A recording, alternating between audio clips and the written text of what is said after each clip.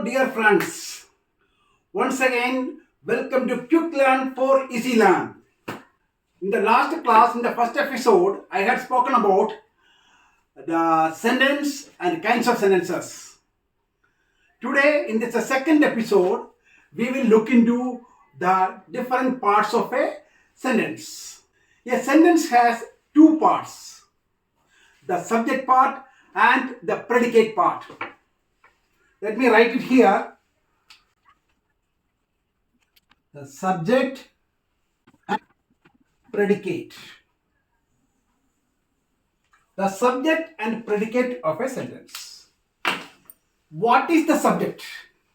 The part which names the person, place or thing we are speaking about is called the subject of a sentence. For example, in the sentence, he is a boy. The person we are speaking about is he. So he is the subject here.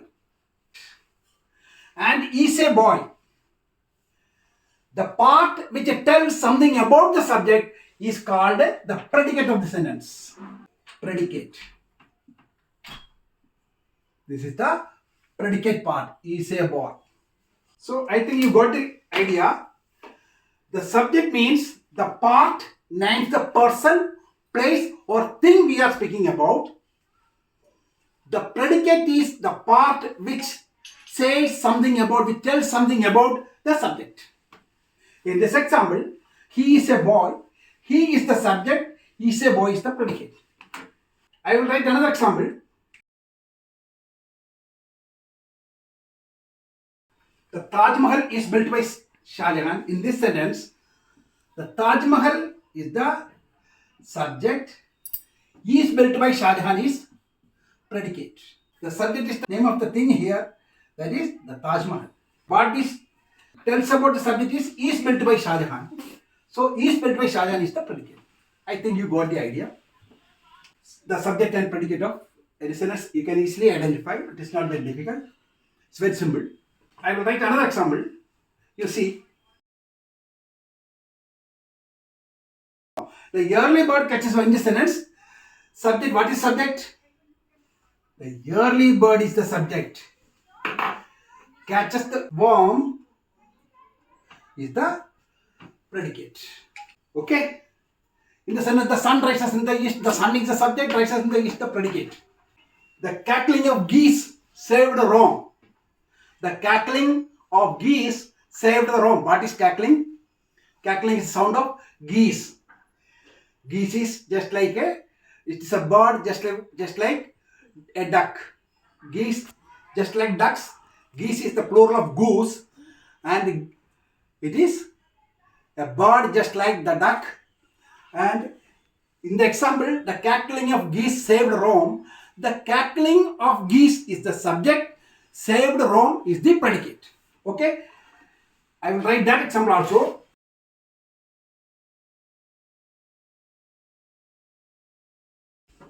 The cackling of geese saved Rome. In this sentence, the cackling of geese is the subject.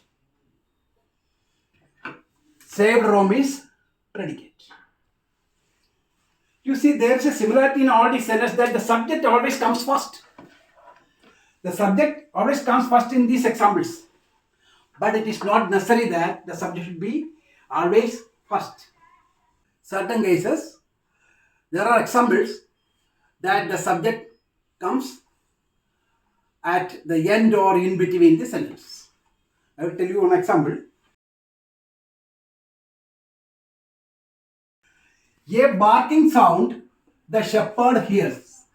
In this sentence, what is the subject?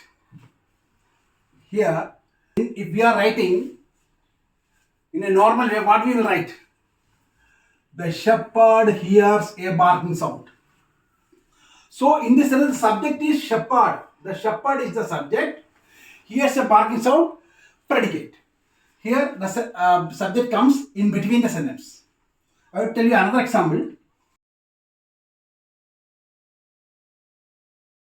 On the top of the hill lives a hermit. What's the meaning of the hermit? Hermit, he is a sannyasi.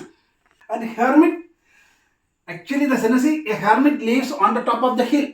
We can write this straightforward that way. But in this sentence, on the top of the hill lives a hermit. The subject, a hermit, comes last. The subject is a hermit, comes last. To make it straightforward, you have to write a hermit lives on the top of the hill. Here, this example, on the top of the hill lives a hermit. The hermit, the subject given at the last of the sentence. On the top of the hill lives on the top of the hill is the predicate. Okay.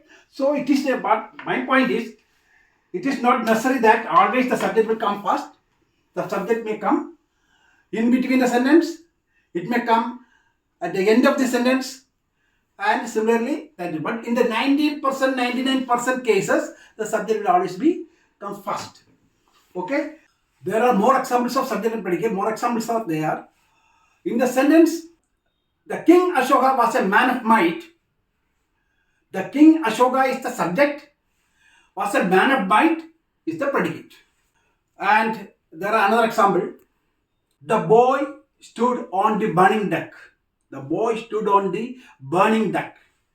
In this sentence, the boy is the subject, stood on the burning deck. Stood on the burning deck is the predicate. Okay. Another example is, stone walls do not make a prison. In the sentence, stone walls do not make a prison, stone walls is the subject, do not make a prison is the predicate. Okay. See, in the sentence, the earth revolves around the sun. The earth revolves around the sun. The earth is the subject and revolves around the sun is the predicate. One more example, it's a proverb also. Borrowed garments never fit well. In this sentence, borrowed garments is the subject, never fit well is the predicate. Nature is the best physician. In this sentence, nature is the subject, is the best physician is the predicate. Next example is, in the sunshine, the dews glitter. In the sunshine, the dews glitter. In this sentence, what is the subject? In this sentence, the dews is the subject and glitter in the sunshine is the predicate. But it comes in between the sentence. In the sunshine, the dews glitter. Okay. Here, the subject is the dews and glitter in the sunshine is the predicate. I will summarize what I said today. What's the subject? What is subject? The part which names the person, place or thing in a sentence is called the subject of the sentence. The part which tells something about the subject in a sentence is called the predicate of the sentence. Okay, I think you got a clear picture of the subject and predicate of sentence. Today that is all. And let us continue with the parts of speech in the next class, next episode. Thank you very much. If you like the video, please like it, share it and subscribe it. Thank you very much.